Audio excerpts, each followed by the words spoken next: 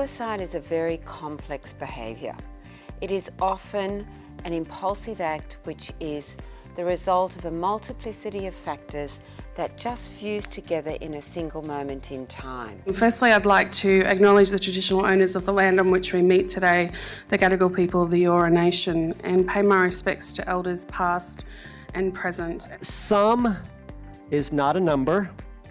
Soon is not a time. Some is not a number, soon is not a time.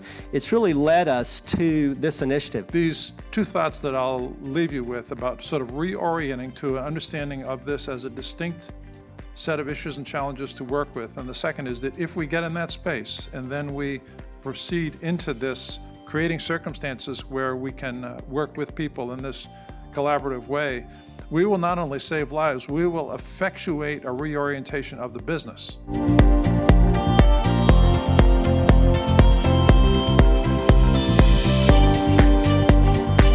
Suicide Prevention Australia got behind this initiative because we have been grappling with how can we develop a downward trajectory in suicide in Australia. It's my own personal lived experiences that allow me to build rapport with someone within half an hour of meeting them, and then they say, I want to die.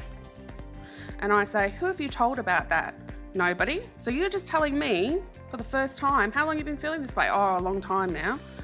Wow, thank you. It's not me who is like, oh, well, you should want to talk to me.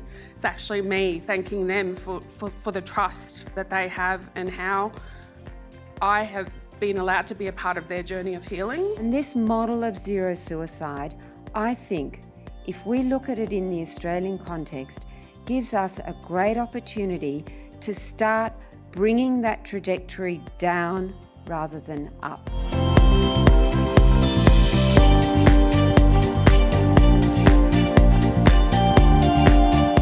Primary care physician, the psychiatrist, the psychologist, the pediatrician will all work together with their patients, which I don't like to call patients or consumers. I call us citizens of hope, because I got that from this man right here.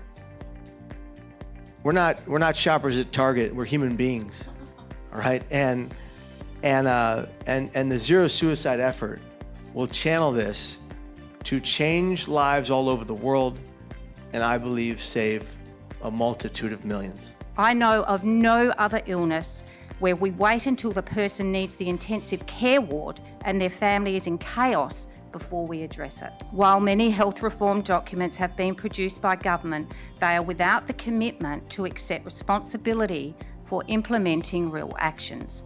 People suffering from mental illness do not enjoy the same rights as those who don't. Yes, we have more statements, charters, policies attesting a greater commitment to improving the mental health system, but not much has changed.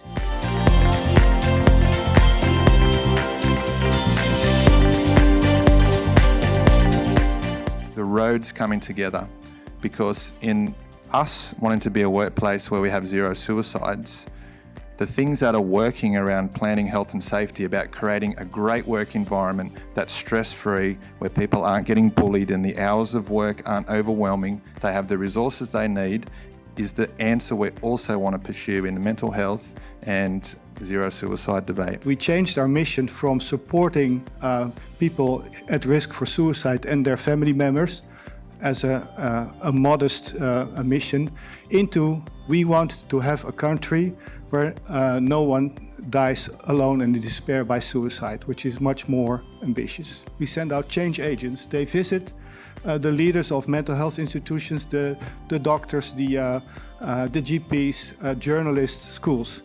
And we ask them the questions, what do you do about suicide prevention? How can we help?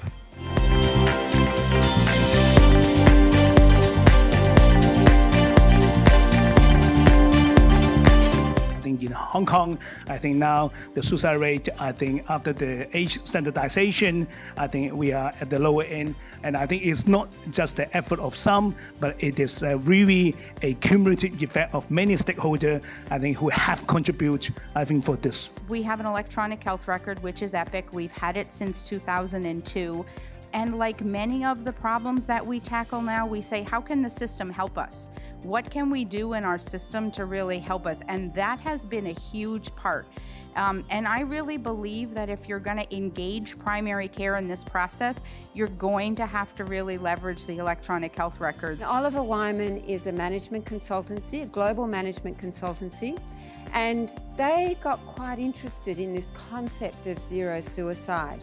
And so they offered to provide us with some consultants who over a year developed what is a very comprehensive business case for how you might actually go out and sell the development of a zero suicide in healthcare initiative.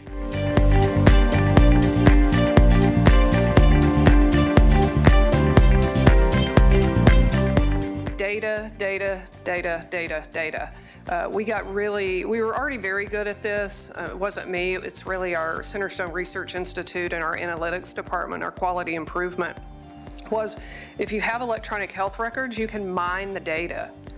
So how old were the people in our system who were dying by suicide? What diagnoses do they have? What medications do they use? Where do they live? What services were they getting from us? And so we really became very proficient, I think, at process improvement and being nimble. We do know there's been a change of attitude. If you'd asked the acute care teams to see every patient that's had a suicide attempt within 24 to 48 hours after discharge, they would have said, there's no way we can do this. We cannot possibly do this. Now, every day, we've got an email that goes out. There are 2 appointments available tomorrow morning for the suicide prevention pathway, 1 appointment next that afternoon, etc. So there's a constant monitoring, and we have always got that appointment available. We have a bunch of studies of correlational open designs within subject designs, 2 in Denmark, 2 in counseling centers, Air Force study, 2 at the Menninger Clinic. What we've clearly shown in non-randomized trials and some with control groups that were not randomized is that CAMS rapidly reduces ideation, rapidly reduces overall symptom distress, increases hope, and decreases depression.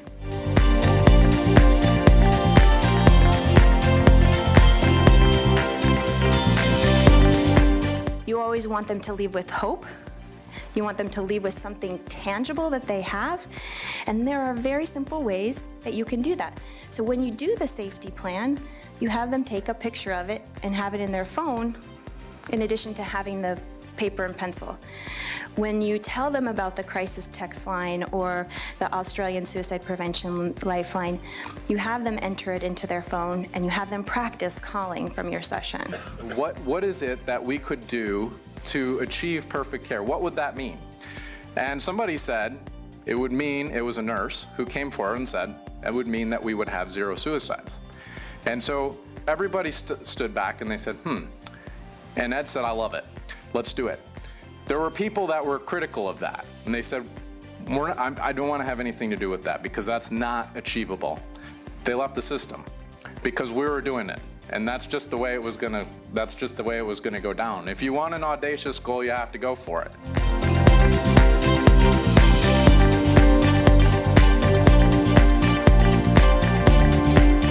So what we are hoping has come out of this discussion is the motivation, the inspiration, and the desire for our leaders in the suicide prevention arena to take this model and to actually see how we can effectively implement it here in Australia and for our international guests in their own country.